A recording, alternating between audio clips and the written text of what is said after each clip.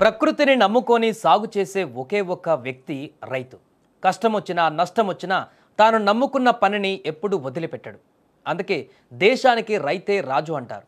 అయితే దేశానికి రైతే రాజు అనే నినాదాలు వినిపించినా నిరంతరం కష్టాల కడలిలో కొట్టుమిట్లాడే వ్యక్తి రైతే.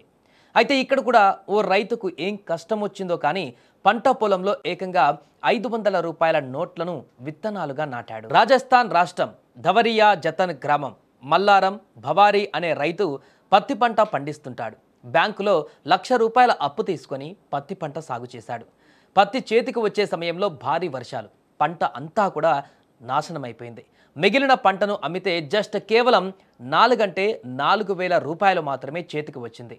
బ్యాంక్ అప్పు కావడంతో క్రాప్ ఇన్సూరెన్స్కు అప్లై చేశాడు. ఇన్సూరెన్స్ రాలేదు. బీమా కంపెనీకి కంప్లైంట్ చేశాడు. అయినా ఇన్సూరెన్స్ రాలేదు. ఇక లాభం లేదు అనుకొని తన పొలంలో 500 రూపాయల నోట్లను విత్తనాలుగా నాటాడు. వీడియో తీసి సోషల్ మీడియాలో పోస్ట్ చేశాడు. ఎందుకిలా చేశావు అని ఆ రైతును అడిగితే ప్రభుత్వం బీమా కంపెనీ పట్టించుకోవడం లేదు, అందుకే ఇలా చేశాను, ఇప్పుడైనా స్పందిస్తుందో లేదో చూడాలి అంటూ చెప్పుకొచ్చాడు. ప్రభుత్వం బీమా కంపెనీ పైన తన నిరసనను ఈ విధంగా వ్యక్తం చేయడం సోషల్ మీడియాలో ఇప్పుడు వైరల్గా మారింది. ఆ రైతుకు న్యాయం చేయాలంటూ నెటిజన్లు కూడా ఇప్పుడు భారీ ఎత్తున రిప్లై కూడా ఇస్తున్నారు.